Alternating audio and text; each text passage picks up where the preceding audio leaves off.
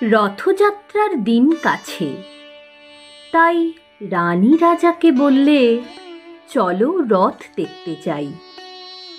রাজা বললে, আচ্ছা।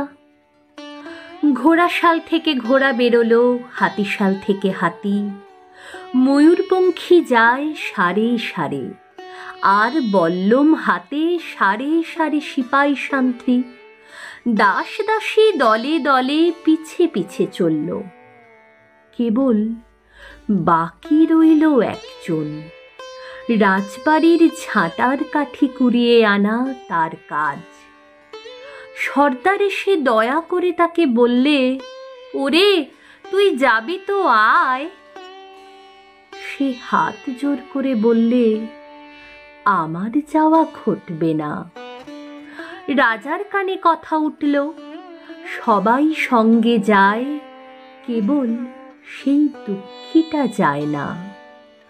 রাজা দয়া করে মন্ত্রীকে বললে, ওকেও ডেকে নিও। রাস্তার ধারে তার বাড়ি। হাতি যখন সেইখানে পৌঁছল, মন্ত্রী তাকে ডেকে বললে, ওরে দুঃখী, ঠাকুর দেখবি চল। সে হাত জোর করে বলল, কত চলব? ঠাকুরের দুয়ার পর্যন্ত পৌঁছই এমন সাধ্য কি আমার আছে? মন্ত্রী বললে, ভয় কি রে তোর, রাজার সঙ্গে চলবি। সে বললে, সর্বনাশ, রাজার পথ কি আমার পথ? মন্ত্রী বললে, তবে তোর উপায়? তোর ভাগ্যে কি রথযাত্রা দেখা ঘটবে না? সে বললে, ঘটবে বই কি, ঠাকুর তো রথে করেই আমার দুয়ারে আসেন।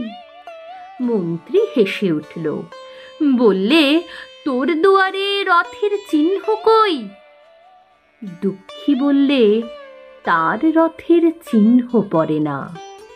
মন্ত্রী বললে, কেন বলতো? দুঃখী বললে, তিনি যে আসেন পুষ্পক রথে। মন্ত্রী বললে, কই রে সেই রথ?